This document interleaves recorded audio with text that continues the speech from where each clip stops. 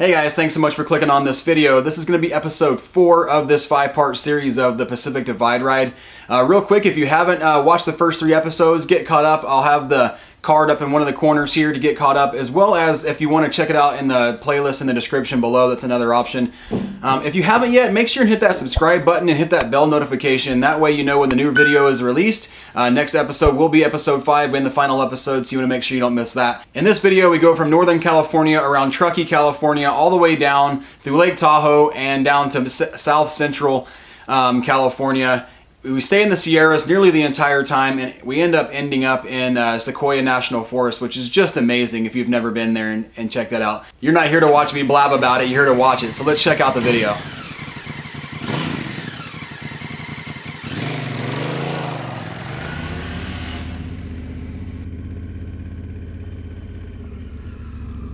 So we woke up the next morning and we were just really refreshed from having a good night's sleep here in camp. We did not hang around the fire very long that night or anything. We just decided to pretty much call it an early night and go to sleep. Got up the next morning and broke camp and decided to make the 30-mile trip into Truckee to have a nice breakfast. Everybody has told us that when you get into Truckee, you got to eat at the Wagon Wheel coffee shop. So we weren't going to let that pass. So headed into Truckee, and the Wagon Wheel Coffee Shop is just a pretty cool little place. It's real small. It has some really cool stuff along the walls, lots of animal heads, and everyone told us that the food was just amazing and that the portion size was huge. And as you can see right here, they were not lying. I had the elk steak and eggs and was not able to finish it all, but a really good meal nevertheless. So if you're in Truckee, definitely check out the Wagon Wheel Coffee Shop. After getting our bellies full and getting plenty of caffeine to make the trip for this day, we decided to head south down to Tahoe on the green route. We wanted to see Lake Tahoe. I personally had never been there before, and it was gorgeous, but the traffic was insane. There were several little events going on in town that day, so the traffic was just nuts. And I mean, as you can see, even along all the viewpoints, there's a lot of cars parked and lots of tourists and stuff like that. And yeah, obviously we're a tourist as well, but it was just for motorcycle riding, all the traffic. I just don't like being around all that. I'd much rather be on the gravel and checking out the route less traveled. But anyway, I mean, Tahoe was great. It was really, like I said, it was really pretty, but we did not spend much time at all in Tahoe and decided to keep on moving and made our way a little further south.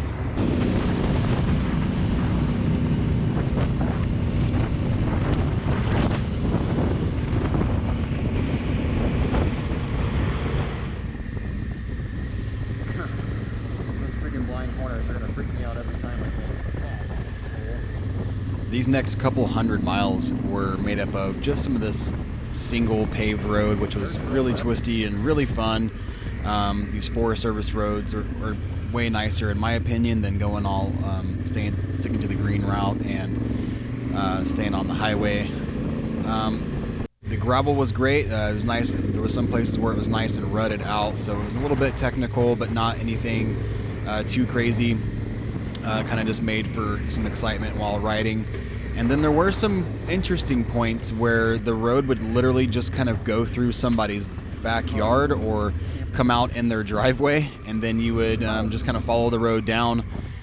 And eventually we hit a couple points where it was, I mean, it was some backwoods stuff. At least it seemed that way. There was razor wire on some fences and places that seemed like people just did not want to be found. So, you know, we kind of made our way through that and then just kind of kept going along the route because that's really all we could do, you know. But the road did get a little bit better and we had a really good time this day. You know, it was a lot more relaxing day riding these types of roads, and the scenery actually does open up and it ends up getting pretty nice. Watch that stick. That's gonna get you. He gonna get you. Oh baby. All right. I gotta go in the middle. All right, back to the right again.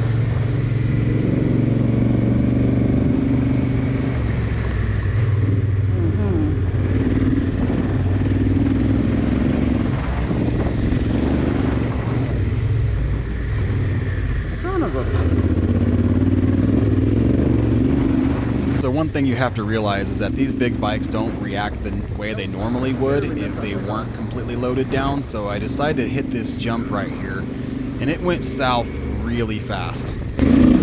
Oh, baby! Ah! So basically what happened is I took this jump, and then when I came and landed, the bike had so much recoil with the suspension that it kind of bounced and then put me right into the rut. And you hear me say, ow. Dan's front tire hits me square in the leg, like right I guess you're supposed to give each other on the space. Achilles, essentially, right behind on the back right of my leg. Rut. And I got super lucky, he got super lucky, and we ended up being able to laugh it off, but could have been bad real fast.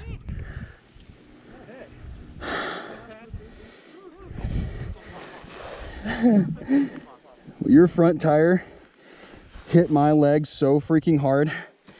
Yeah, like just completely smashed my Achilles tendon. It's all right, it ain't your fault. It's my fault, really.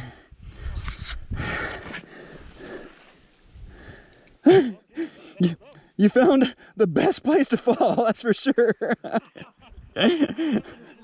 Yeah. Oh man, that is gonna be sore tomorrow.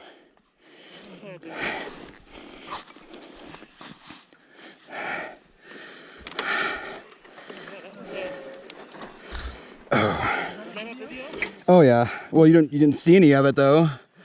Maybe saw your at the end when I look back, but I just saw you on my peripherals.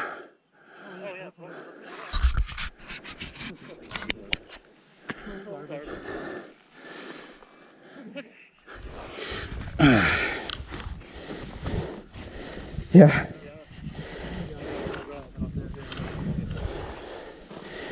Oh, I gotta walk that off. Yeah. Whew.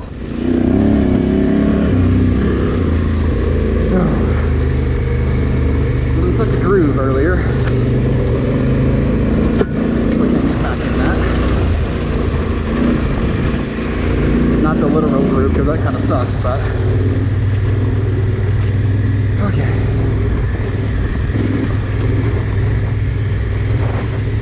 So the rest of the day was honestly pretty uneventful. I mean, luckily after having that close call, but we basically just stayed on these gravel roads for the rest of the day, and every single campground that we came across that was like an official campground was completely full. And I don't know if it was just the time of year or what it is, but we were having trouble trying to find a campground that we could actually have a fire in and have tables and stuff like that. So tonight we actually just found a little trail that went off the edge of the road and ended up setting up camp there. There was a little bit of a creek there, not much of one, but a little bit of a creek, so we could refill our waters and filter water and all that kind of stuff.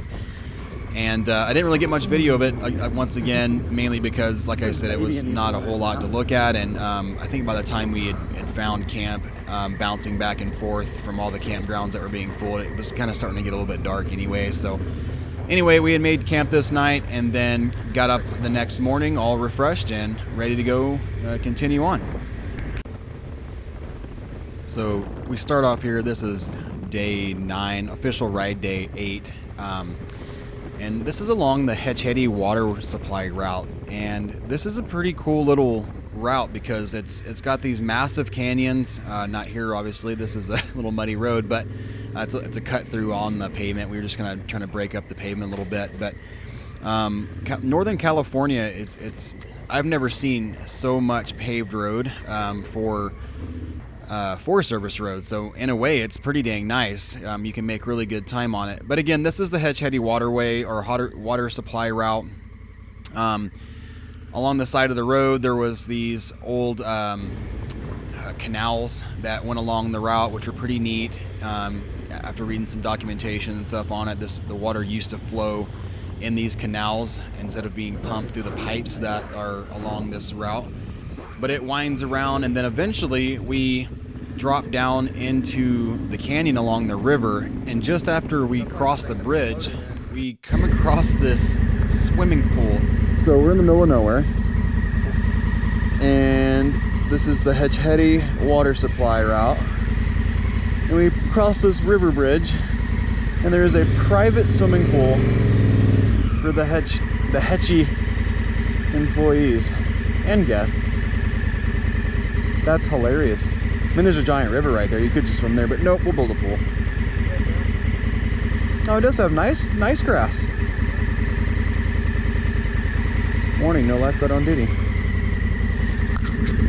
That is crazy. So yeah, this was just kind of an odd sight, but this is the overlook down along this really steep road that we eventually get to. And honestly, this road was one of my favorite roads of the last couple of days. It's really steep, and obviously you can't tell from the wide angle lens here, but it's steep, it's really curvy, it's rutted out, and it drops down into the river basin. But this was one of the, like I said, one of the funnest roads that we had done in a few days. And I don't know if it's just because it's, you know, a death drop on one side or what, but it's exciting, it's fun, and we just really enjoyed it.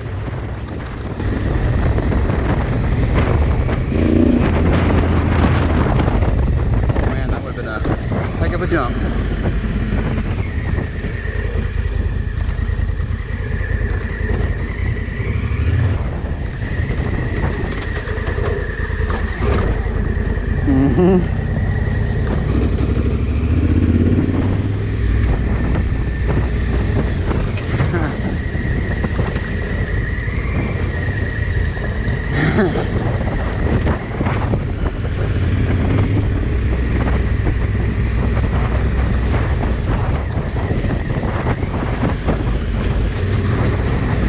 All the vibration damage.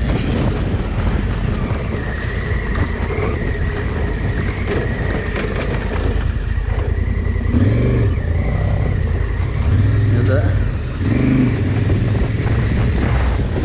Surprisingly, mine is not.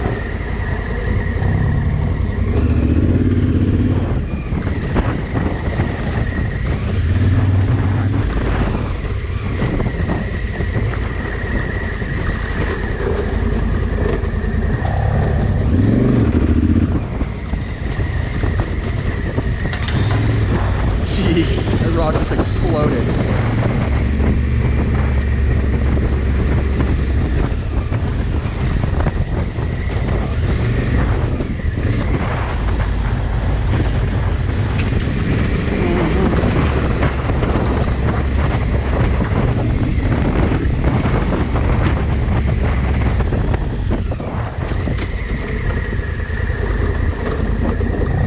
What was that?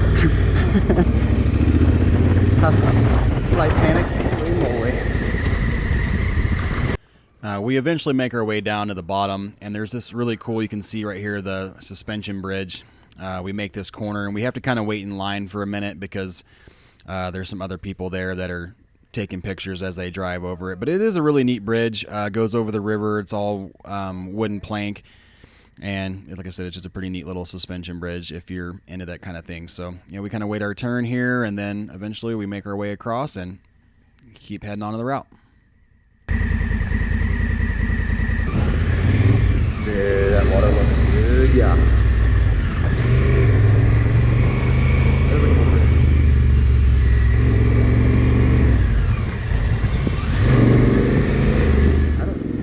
We eventually get back on some nice gravel roads, and the view here is awesome, and mainly because we're in this really big burn area. I honestly think if it wasn't for the burn, we wouldn't have had such great views. Unfortunately, this is a big burn area, and it's not like super pretty, you know. It's kind of barren, but at the same time, it really opened up the landscape to be able to get some pretty stellar views. But we make our way on these gravel roads again for probably another 100 or so miles, and eventually we start to look for camp again. This whole section of California right here, I don't know, I guess it didn't make for super exciting video, but at the same time, we were able to cover a lot of ground and got to experience a lot of the areas that most people don't really think of whenever they're in California. So, you know, it's not really populated like everybody kind of thinks it is, and all that. So, yeah, we just eventually we start looking for some camp, and then we come across this. Well, just check it out. I mean, tell me if you think you know what it is. has the original motor in it. Again, this is kind of another one of those unusual things we come across on our adventures. I have no idea what make and model this car is, but it's obviously old, and this thing was carrying like 6 passengers. I would have loved to have chatted with these people just to see if this is something they do kind of on a weekly basis and just go on like Sunday drives or what, but nevertheless, it was pretty fun to follow these people and just kind of come across. It was almost like, you know, coming across somebody that was from back in time. It was just really neat. So follow these guys just for a little bit, and then eventually they cut off one way and we go another, and we just continue to explore the route.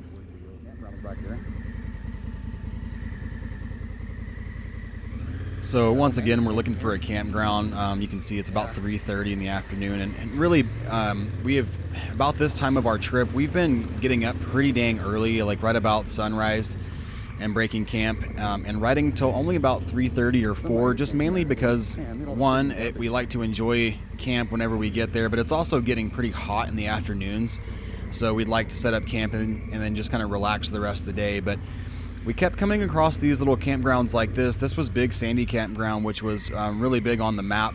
Nope.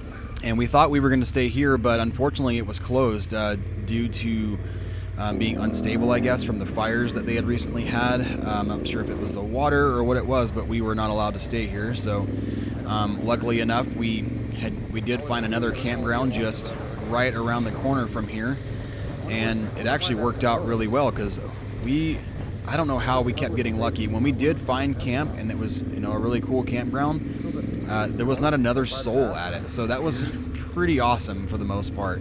But yeah, we did some fishing, and well, just check it out.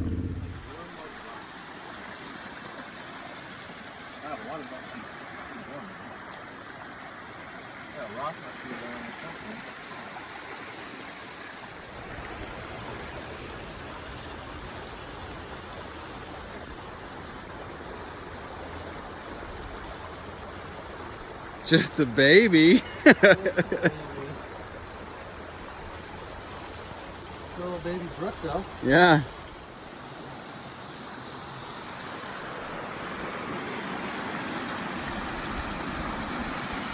Some backwoods clothes washing. Put all your stuff in a waterproof bag. Put your clothes in it. Churn it up. Rinse them out in the water. And then hang them on the line. All your clothes are clean.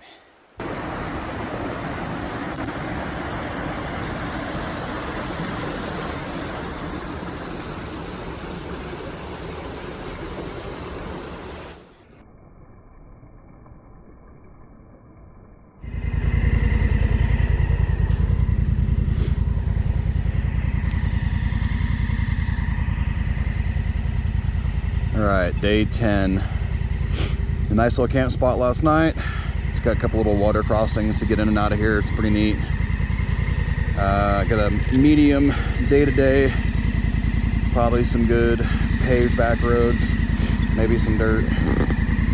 Well, definitely some dirt getting out of here, so ought to be a good day.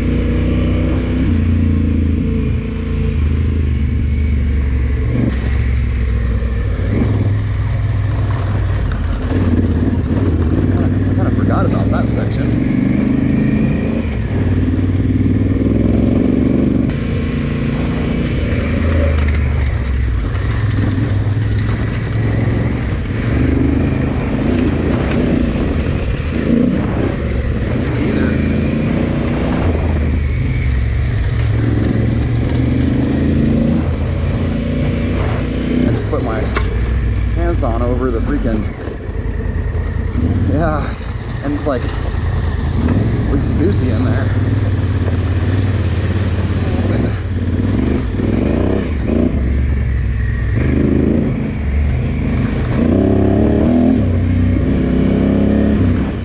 So for the next couple hours, we end up riding these single lane paved roads.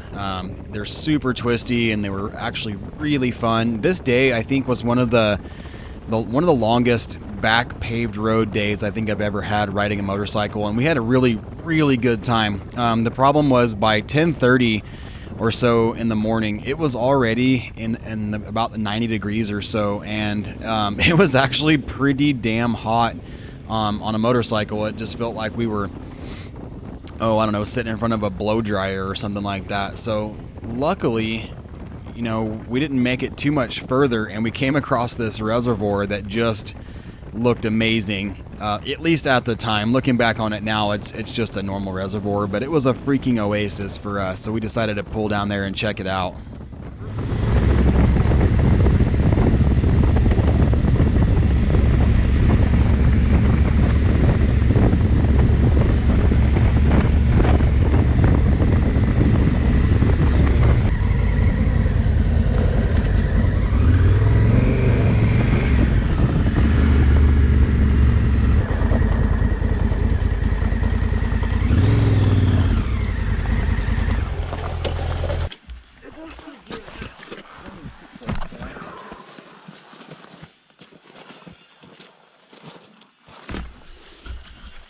We about to jump in the water.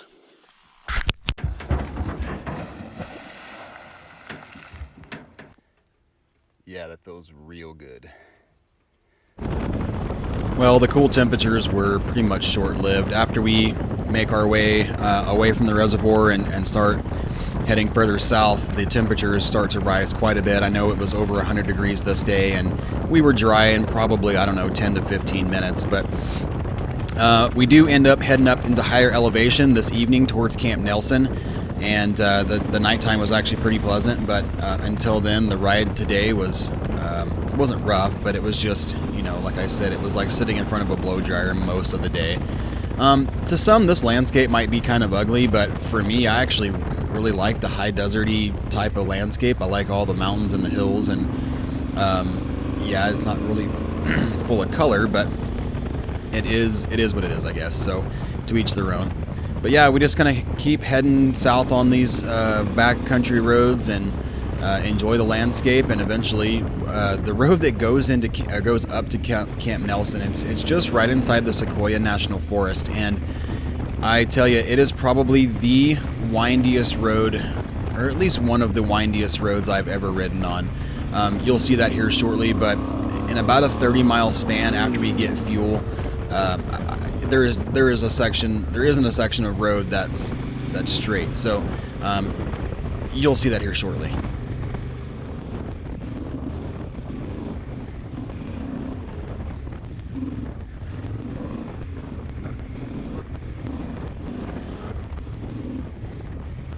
So we get fuel down in the valley just before starting to make this climb up to Camp Nelson. Camp Nelson sits up in the higher elevation, so like I said, it gets cooler as we go up, which was really nice. And obviously this road is really windy, and it's been sped up for time purposes, and to be honest, this isn't even the entire route because my battery died about halfway up. But yeah, so we head up to Camp Nelson, had a lot of fun on this road. And when we get to Camp Nelson, it's one of those small towns where, you know, it's got like a general store that basically has your groceries, your post office, and then maybe like, you know, a video rental or something old school in it like that. But it's a really cool little town. Like I said, about 150 people or so, and there's maybe also like an RV park there, I think. But we ended up going a little bit further than that after picking up some good groceries there, luckily at the general store, and setting up camp. But yeah, like I said, as you can see, this was a pretty dang windy road, but really fun.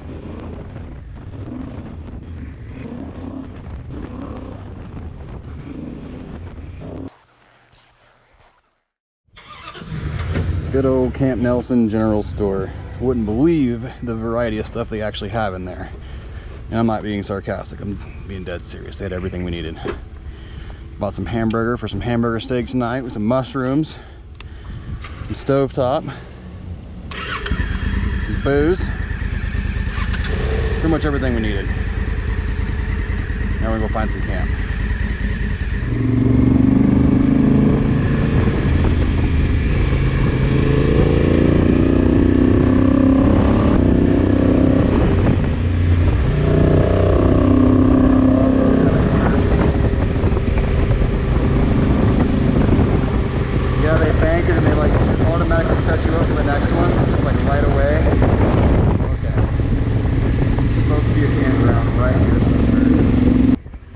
So once again, we ended up finding a really nice Forest Service campground just right in the heart of the Sequoia National Forest. These sequoia trees are just amazing, and you know it's crazy to think about how old these trees actually are. But yeah, we found a camp spot where there was again hardly anybody at all. I think this was like a Monday or a Tuesday, so that really worked out.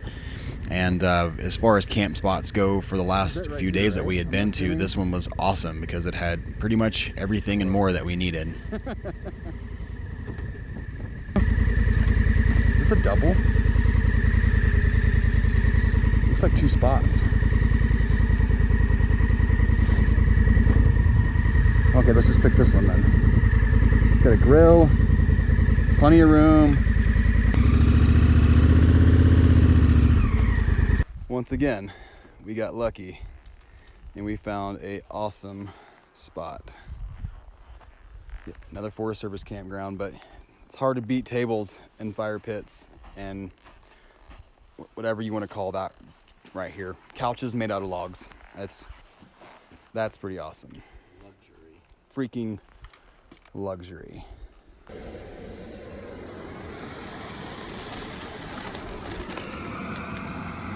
Top. It's gonna be good, yeah.